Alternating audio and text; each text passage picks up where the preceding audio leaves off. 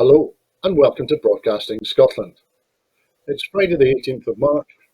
I'm Andrew Wilson and this is Scotland at 7. This evening we have a slightly different programme for you. I have the latest daily update from Ukraine on day 23 of the illegal Russian invasion. Then I'll bring you the rest of today's top news stories. And finally, we were lucky enough to speak to Emma Harper, who's an MSP for the south of Scotland earlier today, and so we'll have that interview for you too. A World Food Programme official said on Friday that food supply chains in Ukraine were collapsing, with a portion of infrastructure now destroyed and many grocery stores and warehouses empty. The US President Joe Biden is set to speak with his Chinese counterpart later today, where he is expected to tell Xi Jinping that he will face costs if Beijing rescues fellow authoritarian ally Russia from the intense Western sanctions aimed at punishing Moscow's invasion of Ukraine. A Russian missile attack near Lviv airport has raised fears of Vladimir Putin's war spreading to western Ukraine, as Russia claimed to be tightening the noose around the southeastern port city of Mariupol. The Ukrainian Air Force says that the aircraft repair plant at Lviv was struck by cruise missiles fired from the direction of the Black Sea.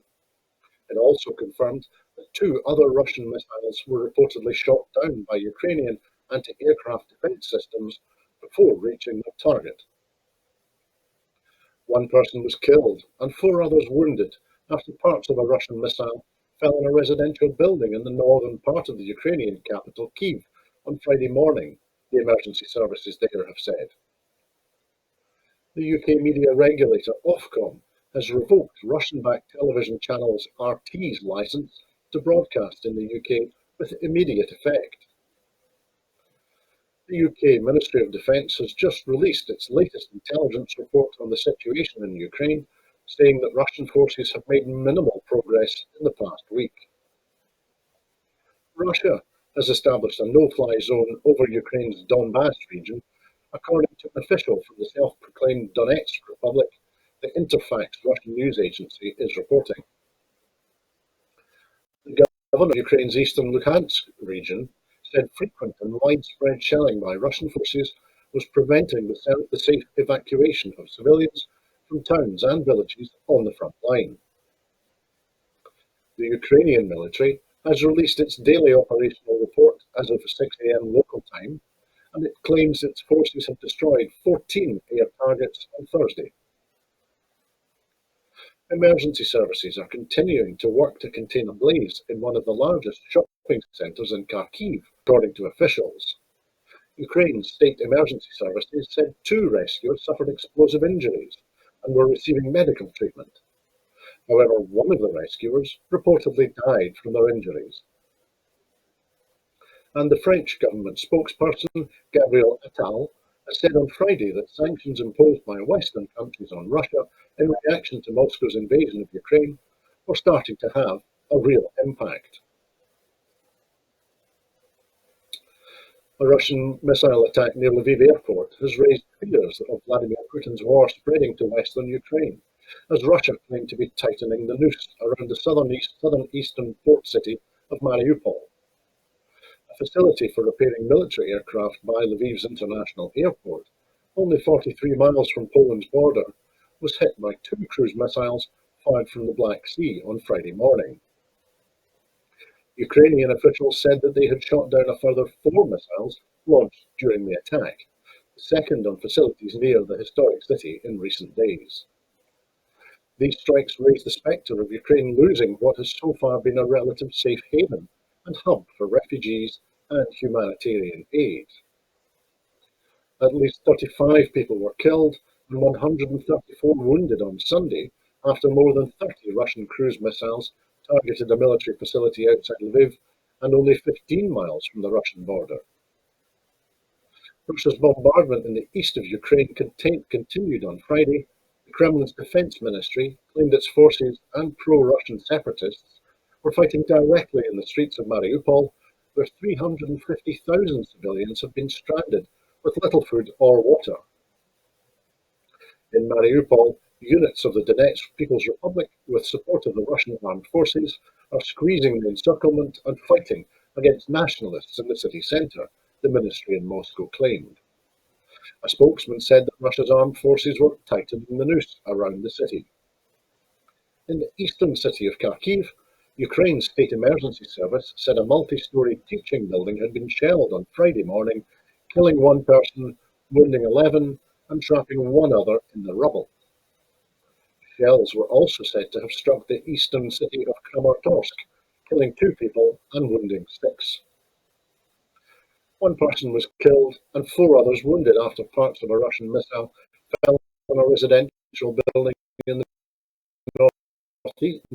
northern part of the Ukrainian capital, Kyiv. The services there, 12 people had been and 90 evacuated from the block. The governor of Ukraine's eastern Luhansk region said fighting by Russian forces was preventing the safe evacuation of civilians from towns and villages on the front line. And the attack near Lviv, where there were no reported casualties, will be a cause of concern for refugees and humanitarian agencies currently located in that city. The media regulator Ofcom has revoked Russian-backed television channel RT's licence to broadcast in the UK with immediate effect. The channel vanished from UK TV screens 2 weeks ago as a result of EU sanctions, but Ofcom's decision makes it almost impossible for it to return to the UK. RT faced 29 investigations by Ofcom into specific breaches of UK impartiality rules over its coverage of the war in Ukraine. The channel had portrayed the invasion as a peacekeeping mission to protect pro-Russian breakaway states. But Ofcom said it instead made the unusually quick decision to revoke RT's licence because of Russia's introduction of laws that criminalise journalistic output that departed from Russia's state narrative, especially in relation to the invasion of Ukraine.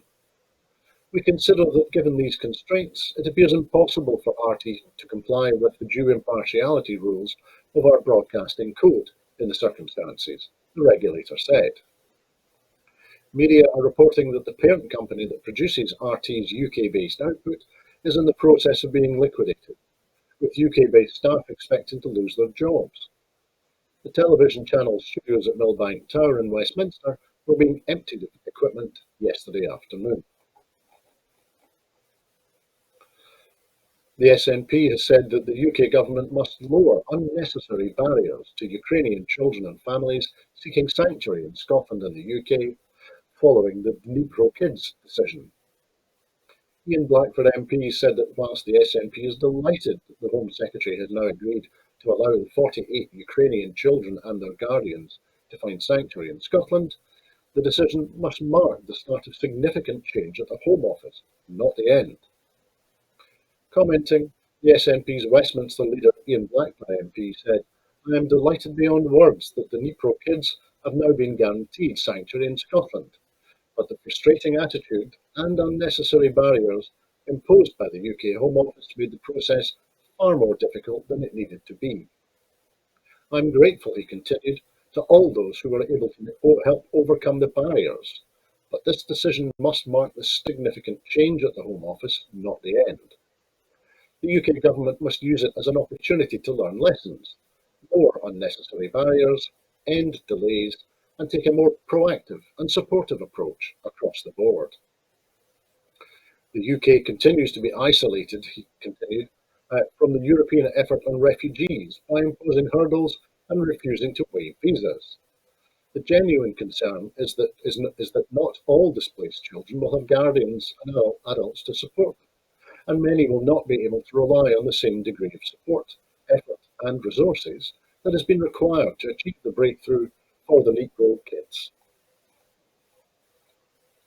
The pay of BP's boss, Bernard Looney, ballooned to nearly £4.5 million in 2021 after soaring oil prices transformed the company into a cash machine.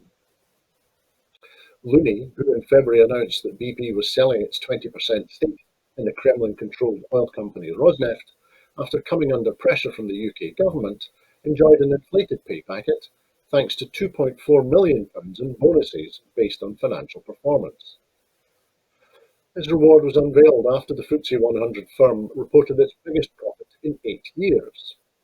It booked earnings of $12.8 billion for 2021, compared with a loss of $5.7 billion the year before, after cashing in on historic highs in the market prices for gas and oil. The same price increases, since aggravated by the war in Ukraine, have fueled a cost of living crisis in the UK. Household energy bills are predicted to reach as much as £3,000 a year, and petrol prices as much as £2.40 a litre. Opposition parties have called on Rishi Sunak to introduce a windfall tax on the profits of the largest companies to help pay for policies to ease the cost of living crisis, but the Chancellor has rejected the idea. Having received no bonus in 2020, the extra sum Looney received for 2021, together with a £142,000 wage increase, meant that his total pay and perks deal soared to nearly £4.5 million, compared with £2.4 million in 2020. The company said his windfall had been adjusted to ensure that he was not simply benefiting from the effect of rising oil prices, which he has previously said have turned the company into a cash machine. Funding for the Acorn carbon capture project in the northeast of Scotland must be made a priority in the Chancellor's upcoming spring statement, the SNP has said. SNP Shadow Business, Energy and Industrial Strategy Secretary Stephen Flynn MP also criticised the Tories, who meet in Aberdeen this weekend, for their betrayal of the northeast, and urged the UK government to match the Scottish Government's £500 million Just Transition Fund urgently. In October, the Carbon Capture, Utilisation and Storage project, based at St Fergus in Aberdeenshire, lost out to £1 billion of funding from the UK government to sites in England. This was despite a confirmation in 2014 that the North East would be the site of the carbon capture facility, which the Tories costed at £1 billion in their 2015 manifesto. A promise they failed to keep then, but which they brought back under Boris Johnson. Experts also said the North East would be the obvious location for a carbon capture project, given it is the home of the offshore industry. Sir Ian Wood said of the failure to meet that 8-year-old promise, "This makes little economic or environmental sense and is a real blow to Scotland." The project would have created as many as 26,000 jobs over the next decade in the North East, and significantly contributed to the Scottish Government's work in justly transitioning thousands of jobs from the oil and gas sector to climate-friendly carbon capture. Commenting, Stephen Flynn MP said, "The Tories can try to hide behind warm words, but their decision not to back the Acorn project was a complete betrayal and sadly all too familiar, given their previous withdrawal of funds for carbon capture schemes here in the North East." More than 200 seasonal countryside rangers and operations staff posts will be created to support sustainable and responsible rural tourism. These rangers will help tackle issues such as littering, antisocial behaviour, and public toileting in rural tourism hotspots through patrols, liaising with local communities, landowners, and the police. Operations staff will manage popular rural tourism sites with issues such as pressures on parking and camping sites. The funding includes £1.5 million for Nature Scot Better Places Fund Round 3, which opens today. The countryside rangers and operations staff will ensure all visitors can enjoy everything that Scotland has to offer, while reducing disturbance on communities and the environment during the coming 2022 season. The Tourism Minister Ivan McKee MSP said, "Scotland's breathtaking natural scenery and rich historical sites rightly attract many visitors and help local communities and economies. But we know that this success is often tempered by increased pressure on communities, services, transport and facilities, particularly in rural areas. It is crucial," he continued, "that increasing demand at some of our most iconic rural and natural attractions is managed in a sustainable and responsible way to protect Scotland's scenery and reduce pressure on local communities." And unions and opposition politicians have demanded immediate action over the sacking of 800 British crew by P&O Ferries, including suspending the licences of its parent company DP World. As it emerged, the government was made aware of the move the previous night. Amid public calls for a boycott of P&O Ferries and protests at ports, unions demanded that the government urge the firm to reverse its decision and curb DP World's involvement in planned free ports. The Shadow Transport Secretary, Louise Hay, said this was a despicable assault on workers' rights. But British seafarers do not need meaningless platitudes, they need action. She has written to the Prime Minister proposing the government should claw back taxpayers' money claimed by DP World, including £10 million in furlough payments, suspend its licences to operate until the situation is resolved, and remove it from the government's Transport Advisory Group. Yesterday, Boris Johnson's official spokesperson said that they were not given any notice of P&O's plans. However, this morning, he confirmed that senior officials at the Department for Transport had first been informed about the firm's plans on Wednesday evening, but had kept the information within a small group because of concerns about commercial sensitivity. The spokesperson said ministers were investigating whether P&O Ferries broke the law, describing the firm's behaviour as extreme. We're lucky enough to be joined today by Emma Harper, MSP. Emma has been the MSP for South Scotland since May 2016. She was born and grew up in Stranraer and so has relevant experience and is a local lass to the port of Cairnryan, which is at the centre of the events that have been unfolding over the last 24 hours in connection with P&O Ferries. Emma, how are you keeping today? I'm good, thank you, Andrew. I'm happy to be here, thanks. Well, thank you for joining us on Broadcasting Scotland today. We really appreciate you giving us some time today.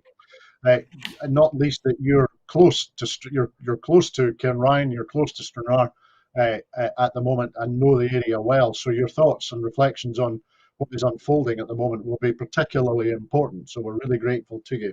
But before we do that, it's a wee while since you last joined us on Broadcasting Scotland, and so I was going to ask you, in general terms, what sort of things are you seeing in your inbox, in your mailbag at the moment from your constituents? Yeah, so a lot of my inquiries right now are related to cost of living crisis. Um, whether it's fuel to heat your house, whether it's fuel to power your car, and food prices as well. So a lot of people really are finding it difficult to find a balance between eating and heating. I know we've said that before and we've heard it again, but truly it's absolutely the on the front of everybody's worries, and that's a lot of my mailbag questions, and so I'm supporting people through that right now. Okay, I understand. Thank you. And that's no surprise, I think. And also, we'll be talking about the impact of the cost of living crisis later on in this conversation as well. I'm sure about that. But I was also going to, in terms of the events that have been unfolding since yesterday morning, with the announcement from P&O Ferries that all of their vessels should return to port and tie up, and then we learned that 800 crew had been summarily dismissed, most of them over a video call, and that their P&O Ferries were insisting that their employment had been terminated immediately. In terms of those events, what are your constituents? What have they been saying to you over the past 24 hours about P&O Ferries and the crews? It's been quite difficult to speak to people on the ground. Many people are left in this kind of limbo of like being told that they are losing their jobs through a Zoom call, which is absolutely ridiculous. I mean, this goes far beyond the hiring and refiring practices. It's absolutely scandalous the way that employees are being treated in this way, and it's rapidly uh, changing. We're learning lots, and I know it just happened yesterday, just ahead of First Minister's questions. So even since yesterday, I'm learning and discovering lots about maritime law, maritime employment law, and how people need to be supported through this. And I think it's been quite cynical and not very nice of the leadership in P&O, the way they've handled this for their employees. Of course, Emma. Thank you. That's a useful update. As you say, the circumstances are developing very quickly, and this is a story that is we're all, as you say, having to become or refresh our understanding of employment law, maritime law, and also think of the broader context too. So, thinking about the broader context, first of all, and thinking in terms of the crews who have been affected. Uh, what in the context of the cost of living crisis that you were touching on a moment ago, in terms of these 800 people who apparently are now out of work, what do you think that could be done to address the needs of those crew? Firstly, Yeah, I mean, firstly, like to hear that you're being made redundant with immediate effect is obviously pretty shocking for people to receive that information. Normally, people would be given a month's notice with time to plan, time to have support. The Scottish Government has the Partnership Action Group, which is the PACES team, to help people support them to transition to other employment, for instance. But this redundancy, or basically, we should call it what it is, firing with immediate effect, is something that I'm sure a lot of people are now left thinking, how am I going to pay my bills? How am I going to support my family? So, again, this is absolute drastic measures that this company has taken that's directly affecting constituents in the southwest of Scotland, but in the wider UK, of course, as well. thanks, Emma. Yes, I was going to ask you that next. What do you think if the process that P&O Ferries has started, if it continues, and these crews have been dismissed, and I think P&O Ferries are saying that they're unlikely to operate for several days. What do you think the impact is going to be, either on passengers and lorry drivers who are expecting to be using P&O ferry services across the North Channel, and also businesses in Cairnryan and along the transport routes to get to Cairnryan, and businesses that may very well depend upon a volume of traffic and a volume of travellers, which is just not going to be possible just now. Yeah, absolutely, Andrew. I mean, the whole knock-on effect that this has on the whole supply chain. So, as you've indicated, the whole transport and freight industry, the moving goods and supplies, the people that have worked on the P&O ferries have worked throughout the pandemic. They've been supporting the supply chain to make sure that necessary medicines, necessary supplies have not been disrupted during the pandemic. And, we're still in the middle of the pandemic. So this is just one more thing for people to be worried about. And, the whole issue, we actually have just read some information about how a new supply chain task force has been created to focus on food security. So it's like the timing of this couldn't have been worse.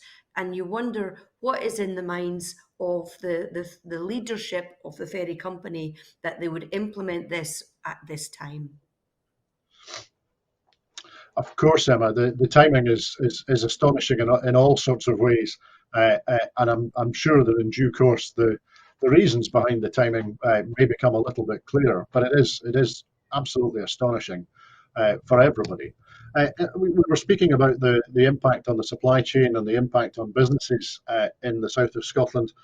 I was also looking to think a little bit about the impact on trade across the Irish Sea, across the North Channel. We've heard a great deal about it in the context of Brexit and the Northern Ireland Protocol.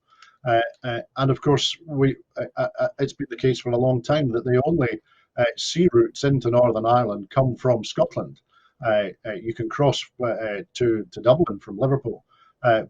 and from Anglesey to Dublin, but to Northern Ireland, to Belfast, you have to sail from Scotland. What do you think that the apparent fragility of the transport links between the mainland of the UK and Northern Ireland? What do you think this says about the Brexit project, and how robust the Brexit project is, thinking of all the money that's been spent in terms of supporting trade across the Irish Sea at the moment?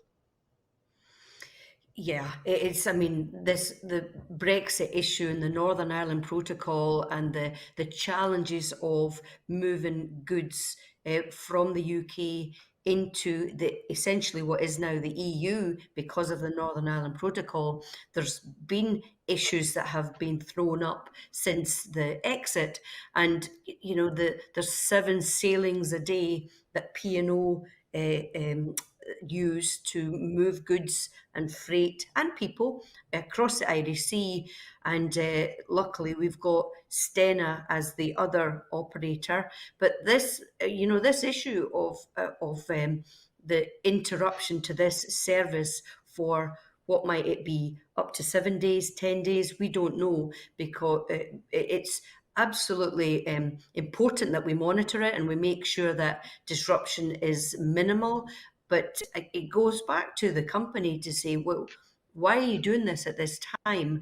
And then how do we help support it? So with with my colleagues in government, the transport minister, I saw her giving response to media yesterday. So we'll be raising this again, I'm sure, as we find out what's happening and more information emerges. Again, it's rapidly moving. We're finding out more information, but my colleagues in government will make sure that we're touching base with them so that we can find out what they know and what action can be taken by the Scottish government in order to support supply chains. No, that's a very good question, Emma. You're ahead of the game from me as usual. I was about to ask you what the Scottish government could be doing and should be doing, and that has a number of aspects. I was thinking, obviously, in terms of you've already mentioned PACE and the supply chain task forces that are being run by the Scottish government. So I was thinking about the responses at and in this context, of course, the First Minister yesterday tweeted that she had spoken directly to the chief executive of P&O Ferries and made clear, in her words, her utter disgust, which is pretty strong language from the First Minister, I think, her utter disgust at this appalling treatment of its workers. And she made clear that Scottish Government stands with these workers and will do everything possible to ensure fair treatment for them. So in the context of the Scottish Government's response to the cruise, but also more broadly, we'll get on to talk about issues of employment law and possibly maritime law as well as we discuss this further. But what do you think the Scottish Government could be doing and should be doing and will be doing in response to these events? Well, I know that our new transport minister, Jenny Gilruth, who she's already jumped on this as a huge issue. And my understanding is that the Scottish Government is working directly with the UK Government in order to look at mitigation measures and what can be done. I'd also be interested to find out what the Secretary of State for Scotland is doing, because it's Alistair Jack's constituency, the port of Cairnryan, and so I'd like to know what he is doing instead of just writing letters to P&O. Maybe he should be picking up the phone, which is what the First Minister of Scotland has done as well. So I'm going to certainly continue to raise this issue with our government in Scotland and see what action can be done in order to support directly this route between Cairnryan and Larne across the Irish Sea. Thanks, Emma. And yes, of course, it did cross my mind that the chief execs of P&O Ferries, his phone is likely ringing off the hook. I wouldn't like to be on the receiving end of a disgusted phone call from our First Minister. And I know that he also had to suffer a phone call from the Belfast MP, Sammy Wilson, yesterday. So it's probably all that he deserves, or the least that he deserves. But let's think a little bit more widely about these issues. We touched on Brexit in the context of the Northern Ireland Protocol and trade across the North Channel. As I understand it, the events yesterday with the firing of the P&O crews, that it was the crews and shore workers who are Dutch citizens and crews and shore workers who are French citizens have not been sacked by P&O ferries. It's only UK based UK staff who have suffered in this way. What do you think that tells us about the taking back control and the ability to make decisions that we were all promised that Brexit would bring? Yeah, it is absolutely. It just shows you how the French and Dutch governments obviously have really good, strong employment law, and the very fact that now that we're out of the EU and Brexit has happened, that this company can just come in and fire people. It just shows you how we don't have control, and this take back control is nonsense. What I would like to see is what the First Minister constantly calls for across chamber when opposition go on about employment and employment issues and employment law. I would actually like to see employment law devolved to Scotland so that we can put measures and strengthen the laws in order to protect employees on the ground in our own country. So yeah, I think it's back to this take back control is it's an absolute nonsense. We're seeing it day after day with lots of issues, and this is just another example of how how Brexit has just been so damaging for the whole of the UK and especially Scotland because we did not vote for it. Thanks, Emma. And just to tie off the Brexit point as well, we know that trade between the north of Ireland and the Republic of Ireland and the UK mainland has been a matter of considerable debate and concern. And we know that many cargo operators have now established routes which cut out the UK and they operate sailings direct from the European mainland to Dublin and to Ireland. Do you think that the establishment of those routes has perhaps had a knock-on effect on the volume of traffic and tonnage that P&O ferries have been carrying between Larne and Cairnryan? Do you think perhaps the financial problems that P&O ferries have been suffering is another of these Brexit bonuses? Yeah, I think you're absolutely right because we've been following what's happening between Rosslare and Cherbourg and looking at the vehicles that are now unaccompanied vehicles that are being loaded and then transferred. So this, the impact of Brexit with lorry drivers' licenses, just no, we had free access to the single market prior to Brexit, and now this is probably just one more example of the damage. And yes, this effect where the Ireland has found alternative routes to get directly to the market.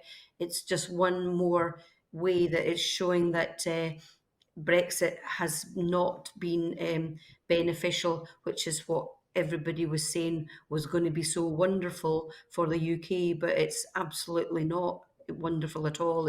It's terrible and it's affecting us in Scotland. And as soon as we can move forward and become a normal independent country, that's what I absolutely support.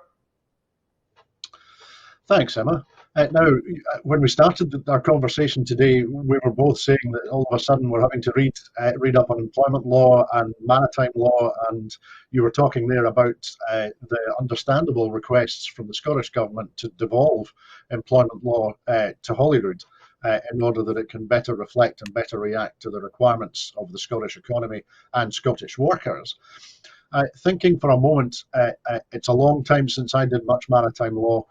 And I wouldn't expect you to be a maritime legal expert either. That's not fair. However, I'm not going to look at the legal detail of it, but I have had a quick look this morning at the Merchant Shipping Act 1995, which provides much of the framework of regulation of shipping generally and ferries in particular. And it struck me that that legislation talks in detail about the management of ships, the safe operation of ships, and puts obligations on masters and crews and operators to operate the vessels safely. Now, I think we're all of an age where we remember the events of 1987 with the loss of the Herald of Free Enterprise. But also, I was remembering, because it's not long past the anniversary, that before the Herald of Free Enterprise in 1953, there was the loss of the Princess Victoria, which was a ferry that plied across the North Channel. In January 1953, the Princess Victoria was overcome during the Great Storm, and she was lost with 135 people, I think, were lost from the Princess Victoria. So within living memory, certainly we have examples of roll-on, roll-off ferries being operated in a manner that is not safe across the North Channel, across the Irish Sea. Do you think with the appearance of agency crews and the apparent determination of P&O ferries to use agency crews who have no training or experience on these particular vessels, do you think that there are risks associated with that? Yes, the bottom line is yes. I remember the Zeebrugge ferry disaster, and there's a monument in Agnew Park in Stranraer about the HMS Victoria, and I've also learned this morning from a former P&O captain who sailed the North Channel route that he's mentioning concerns about safety of the crew, and they're talking about 7 days of induction. So, well, is 7 days enough to train people in maritime safety? Because the safety of the crew and the safety of the passengers is absolutely critical in crossing the waters, especially in weather that's inclement. Um, so is 7 days enough? Is that enough time to ready a crew? And I'm sure everybody will be hearing rumours right now about crew members coming in from Colombia, for instance. Well, are they shipping crew? How do they know safety? What issues are the real challenges? It's something that absolutely shouldn't be taken lightly, and the safety aspects, given the examples like we've spoken about, Andrew, are something that we really need to have in the forefront of our conversations as well. Thanks, Emma. Developing that topic a little bit in terms of the deregulation that has been a feature of successive Tory and coalition governments, and which we were told would be a feature of a post-Brexit Britain. It struck me that, of course, the P&O ferries fleet are registered in a number of different locations, and they operate under what would be described as flags of convenience, which are Mhm. structures which are set up to allow the operators to save money, bluntly, and to operate as cheaply as they can. It struck me perhaps that there was a similarity in approach or a similarity in attitude with the determination by the Westminster government to maintain tax havens and tax avoidance around the world with British protectorates and also through London.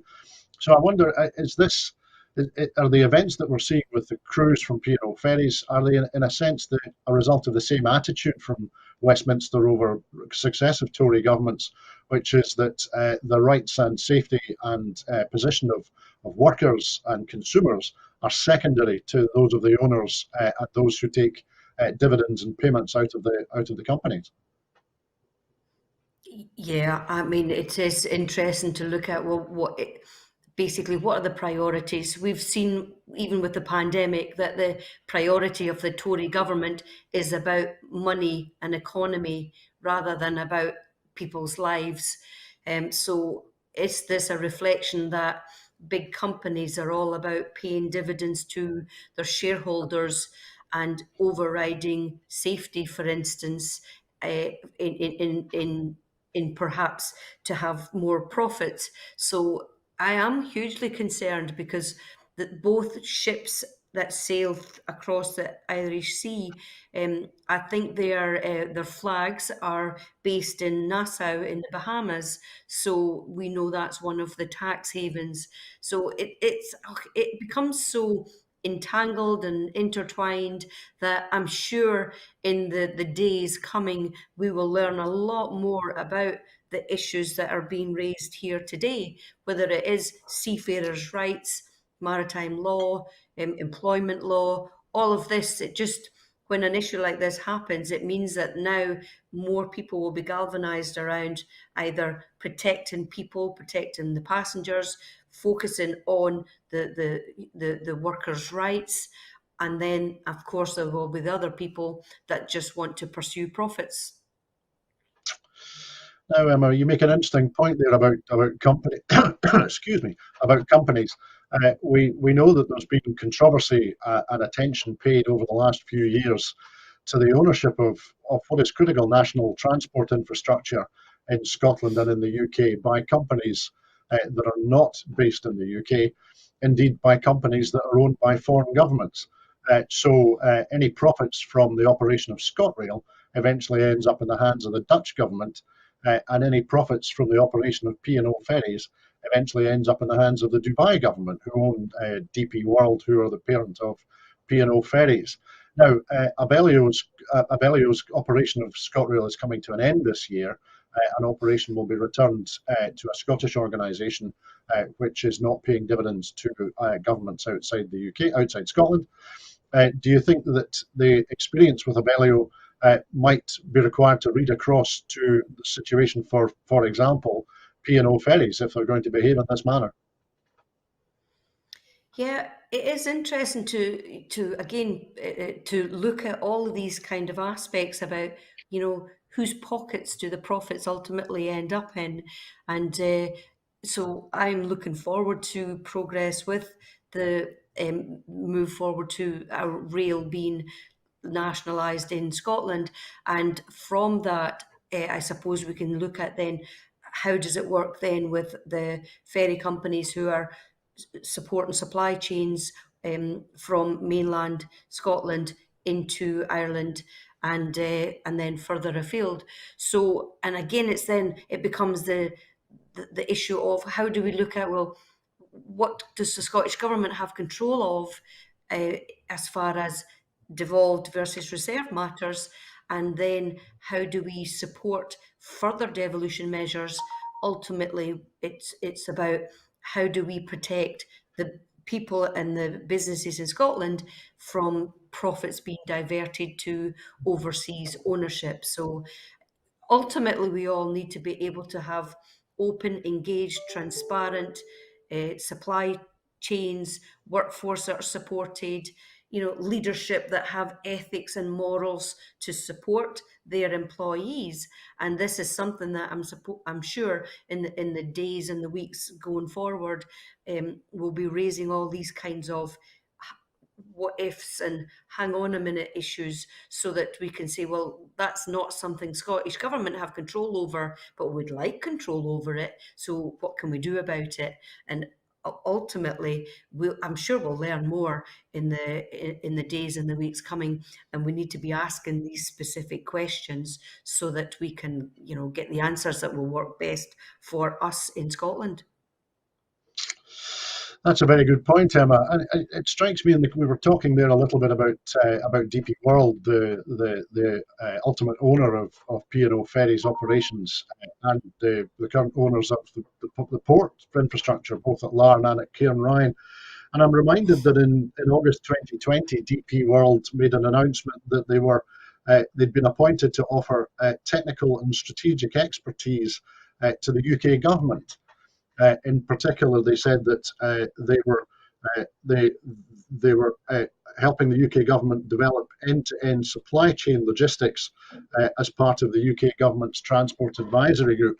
We also know that the Department of Transport were advised in advance by P&O. It's reported today that P&O Ferries had advised the Department of Transport in advance with regard to their plans for the cruise, but for whatever reason, the Department of Transport didn't see fit to do anything about it.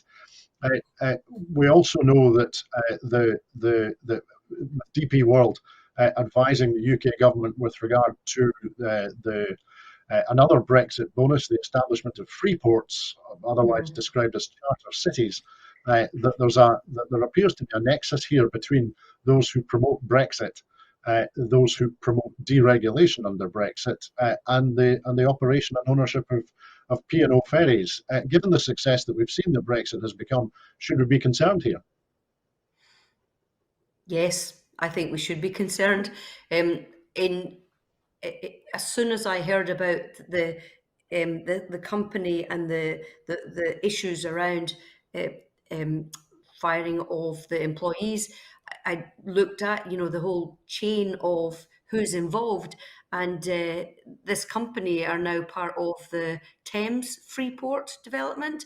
So, Mm-hmm. in Scotland, we want green ports, which are more about workers' rights, living wage, supporting um, better, I suppose, supply chains and processes that are not about deregulation and supporting workers' rights, for instance. So just what you're saying there about the company working with the transport in England, in the UK government.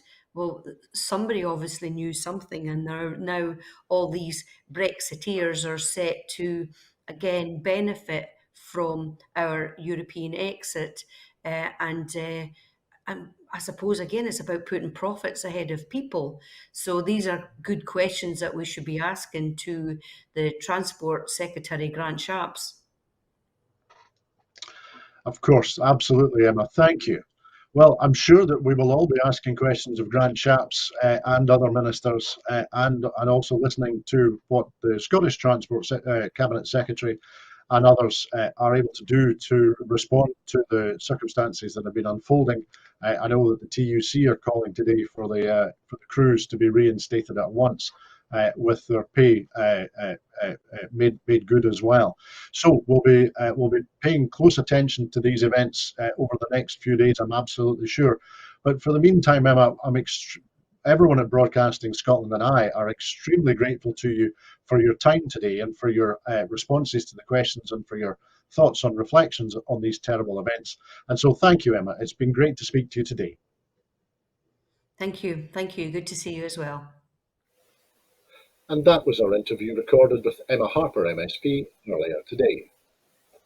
In making these programmes, Broadcasting Scotland relies on the support of viewers and others who value our distinctive approach to news, current affairs and culture. If you would like to support us, then please consider subscribing or donating to Broadcasting Scotland, and you will find the link to do that on the screen. We really do need all the financial assistance that we can get in order to do more of what we already do. There are other ways in which you can contribute to our work. If you would like to volunteer to work with Broadcasting Scotland, either behind the scenes or in front of the cameras, or in any other way that helps our work and promotes the station, then please visit our website at www.broadcastingscotland.scot and send us a message there. Meantime, we will be here at 12 noon on Sunday with the next edition of the Full Scottish, so please tune in and join us then. I would also like to say thank you to everyone who has been watching us this evening. And so that's the way it is at very nearly Scotland at 8. I hope that you can join us again soon on Broadcasting Scotland, but in the meantime, if you are celebrating, I hope that you have a very happy Holy, and to everyone, please keep warm and keep well. Bye bye.